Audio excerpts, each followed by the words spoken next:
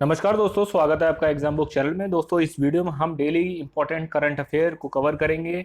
जितने भी पूरे दिन में जितने भी करंट अफेयर होते हैं उसको हम क्वेश्चन की फॉर्म में जो है आपका कवर करेंगे।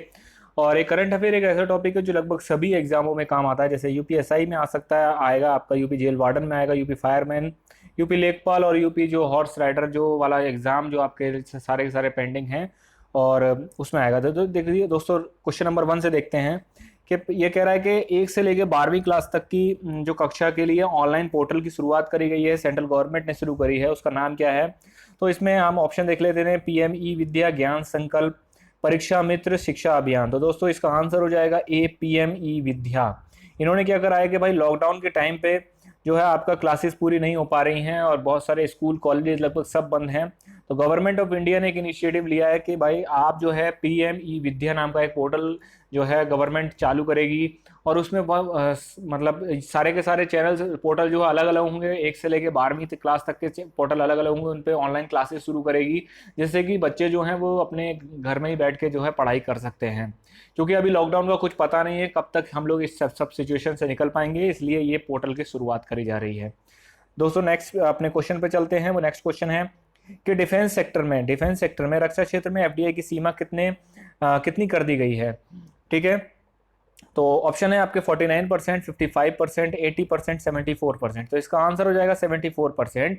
अब इसको क्या किया गया, पहले 49% इसमें एफडीआई था। 49% में क्या होता है कि अब इसको बढ़ा के जो है 74%, लगभग 25% को इन्होंने बढ़ाया है।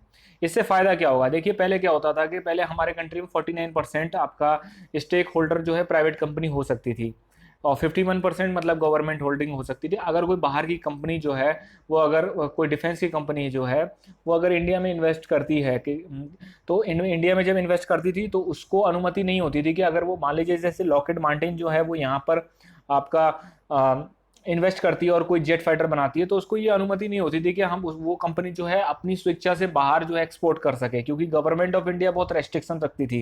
दूसरा, उसके पास अपने खुद के स्टेक होल्डर 49% थे, मतलब माइनॉरिटी में था वो, मेजोरिटी में तब भी गवर्नमेंट का जो है आपके रूल्स एंड रेगुलेशन लागू होते। लेकिन अब सरकार ने क्या करा है कि भाई 49% से उठा के इनको सीधे 74% का हाइक दिया है। लगभग 25% का हाइक है वो इसलिए है, अब जो है हम लोग जो है इंडिजीनियस की तरफ हम स्वदेशी की तरफ जो है जा रहे हैं कि भाई सारी की सारी चीज़ें, छोटे मोटे इक्विपमेंट से लेके बड़े इक्विपमेंट तक सब हमारी कंट्री में बने।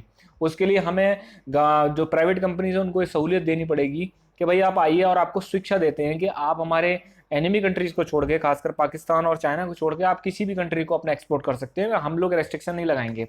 इससे फायदे क्या होंगे? इससे पहला फायदा तो होगा कि हमारी कंट्री में जब जब हमारी कंट्री में सारे के सारे वेपन्स बनेंगे तो हमें हमारा जो पैसा जाता है बाहर के देशों में वेपन खरीदने में वो हमारा नहीं जाएगा, हमारा फॉरेक्स रिजर्व बचेगा। दूसरा, हमारे पास टेक्नोलॉजी आ जाएगी, भाई टेक्नोलॉजी आ जाएगी। तीसरा हो जाएगा हमारा एक्सपोर्ट बढ़ेगा, एक्सपोर्ट बढ़ेगा तो हमारे पास फॉरेक्स रिजर्व आएगा। तो ये बहुत बड़ा एक गवर्नमेंट का इनिशिएटिव है, बहुत रुका हुआ इनिशिएटिव था जो कि बहुत पहले हो जाना चाहिए था। नेक्स्ट क्वेश्चन की तरफ अपने बढ़ते हैं। ये कह रहा है हाल ही में भारत के तट पर कौन सा चक्रवाती तूफान आया है हुआ है। तो देखिए दोस्तों, इसमें है आपके ऑप्शन है वायु, फालिन, क्यार और एम्फन। तो इसमें एम्फन जो है ये तूफान आया हुआ है, ये मेनली आपका पश्चिम बंगाल, वेस्ट बंगाल को और आपका उड़ीसा को हिट करेगा ये। ठीक है, अब जैसे देखिए ये आपका है मैप, ये पश्चिम बंगाल को हिट करेगा, ये उड़ीसा को हिट करेगा ज़्यादातर, और ये आपका हो गया आपका बे ऑफ बंगाल। ठीक है, तो ये इस तरीके से आ रहा है, यहाँ पर इसको हिट करेगा आके। होता क्या है कि जैसे अब ये जो एम्फन नाम है ये किसने लिखा है, किसने आपका दिया है? तो ये थाईलैंड का नाम है, थाईलैंड की गवर्नमेंट ने ये नाम दिया है। नाम कैसे दिए जाते हैं? मेनली 8 कंट्रीज का एक ग्रुप है। ठीक है, जो आपका अरेबियन सी और बे ऑफ बंगाल वाला जो एरिया है, इस सब में पूरे में 8 कंट्रीज का एक ग्रुप है और वो 8 नाम सजेस्ट करता है। तो इट इज 64 नाम की एक लिस्ट बना के रखता है, वो रखी जाती है। और उसमें से जिस कंट्री का जैसे जैसे सीरियल वाइज नंबर आता है वैसे वैसे उसको जो है वो आपका नाम दे दिया जाता है। तो इस बार सीरियल नंबर में आपका थाईलैंड का नाम आ रहा था, और थाईलैंड का भी कौन सी सीरियल नंबर था? वो था आपका एम्फन नाम जो था उसका सीरियल नंबर था, तो उन्होंने एम्फन नाम दे दिया गया है। उसके बाद हम नेक्स्ट क्वेश्चन की तरफ बढ़ते हैं कि अब इससे एक क्वेश्चन और बनता है कि जैसे देखिए अब साइक्लोन आ रहा है, तो सीधी सी बात है कि एनडीआरएफ, नेशनल आपका जो डिजास्टर रिजर्व फोर्स जो है ये आपका एक्टिवेट होता है इस टाइम पे, क्योंकि जितने भी डिजास्टर की से रिलेटेड चीज़ें होती हैं वो एनडीआरएफ की टीम ही संभालती है। एनडीआरएफ क्या होता है कि नेशनल एनडीएमए एक्ट एक पारित हुआ था 2005 में, नेशनल डिजास्टर मैनेजमेंट एक्ट।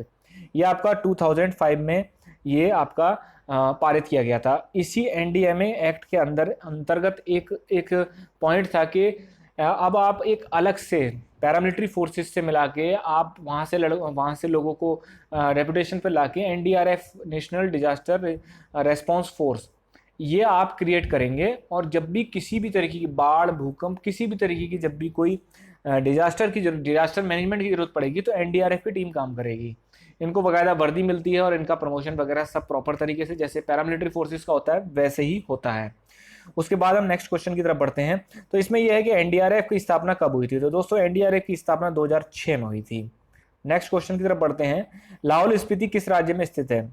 ये आपने नाम बहुत ज़्यादा सुना होगा। अभी लेटेस्ट में नाम जो है इसके ऑप्शन है आपके अरुणाचल प्रदेश, हिमाचल प्रदेश, उत्तराखंड और सिक्किम। दोस्तों ये हिमाचल प्रदेश का एक डिस्ट्रिक्ट है आपका लाहौल स्पीति। अभी ये न्यूज़ में क्यों है? क्योंकि चाइना ने क्या करा है कि अपने हेलीकॉप्टर्स को 12 किलोमीटर अंदर तक जो है लाहौल स्पीति का जो बॉर्डर है वहाँ तक इन्होंने उड़ाया है और ये एक डिस्प्यूट बन गया है। हिमाचल प्रदेश के बॉर्डर में भी अब चाइनीज जो है एग्रेशन देखने को मिल रहा है। इस वजह से ये आपका क्वेश्चन यहाँ पे बन सकता है। वो सीधे पूछ सकता है कि लाहौल स्पीति कहाँ स्थित है, तो ये हिमाचल प्रदेश का एक डिस्ट्रिक्ट है। नेक्स्ट क्वेश्चन की तरफ बढ़ते हैं। ऊहल पनबिजली परियोजना कहाँ है अवस्थित है? तो ये पूछा जा रहा है कि ऊहल पनबिजली परियोजना जो है वो कहाँ है। ऑप्शन है आपके आंध्र प्रदेश, गुजरात, हिमाचल प्रदेश, वेस्ट बंगाल। तो ये भी आपका हिमाचल प्रदेश के मंडी जो डिस्ट्रिक्ट है इनका, वहाँ पर ऊहल पनबिजली परियोजना अवस्थित है। अब ये न्यूज़ में क्यों है? न्यूज़ में इसलिए है क्योंकि इसमें थोड़ा सा प्रॉब्लम इस पनबिजली परियोजना में जो है उनके स्ट्रक्चर में, इंफ्रास्ट्रक्चर में थोड़ी प्रॉब्लम आ गई, इस वजह से इसको बंद करना पड़ा है। तो इस वजह से इसका नाम थोड़ा सा न्यूज़ में था, ऊहल पनबिजली परियोजना। तो आपको कंफ्यूज कर सकता है वो, सिक्किम भी डाल सकता है, हिमाचल भी डाल सकता है, वेस्ट बंगाल भी डाल सकता है, कुछ भी कोई भी डाल सकता है। तो आपको याद रखना है हिमाचल प्रदेश में मंडी जो इनका डिस्ट्रिक्ट है वहाँ पर ये मौजूद है। नेक्स्ट क्वेश्चन की तरफ बढ़ते हैं। वो ये है आपका कि इंडिया कोस्ट गार्ड के लिए नया इंटरसेप्टर जहाज का क्या नाम है? अभी हाल ही में क्या हुआ है कि राजनाथ सिंह ने जो है डिफेंस मिनिस्टर जो हैं उन्होंने इंडियन कोस्ट गार्ड को एक इंटरसेप्टर जहाज जो है वो आपका दिया है। इंटरसेप्टर जहाज करता क्या है कि वो भाई उसकी रडार सिस्टम बहुत अच्छा होता है और वो दूर से कोई भी छोटी मोटी चीज, जो भी शिप वगैरह या भी छोटी मोटी बोट्स वगैरह होती हैं उनको इंटरसेप्ट करने में बहुत ज़्यादा वो हाई फाई टेक्नोलॉजी रखता है। तो इसका ऑप्शन देख लेते हैं, सचेत, कारवार, प्रियदर्शनी, चेतक। तो इसका आंसर है आपका सचेत। सचेत नाम का जो एक इंटरसेप्टर है वो आपका अभी हाल ही में इंडियन कोस्ट गार्ड को दिया गया है। तो वो ऑप्शन में आपको फंसा भी सकता है कि हाल ही में जो है सचेत किसको दिया गया, इंडियन नेवी को दिया गया, एयरफोर्स को दिया गया, तो इंडियन कोस्ट गार्ड को दिया गया है। दोस्तों अगर आपको ये वीडियो अच्छी लगी हो तो आप लाइक करें, शेयर करें और सब्सक्राइब करें। और डेली बेसिस पे जितने भी करंट अफेयर हम लोग वीडियो डालते हैं, और कोई भी आपको अगर किसी भी टॉपिक में प्रॉब्लम है तो हमें आप कमेंट बॉक्स में कमेंट कर सकते हैं या हमारे साथ टेलीग्राम में जुड़ सकते हैं, वहाँ हमें आप बता सकते हैं। Thank you.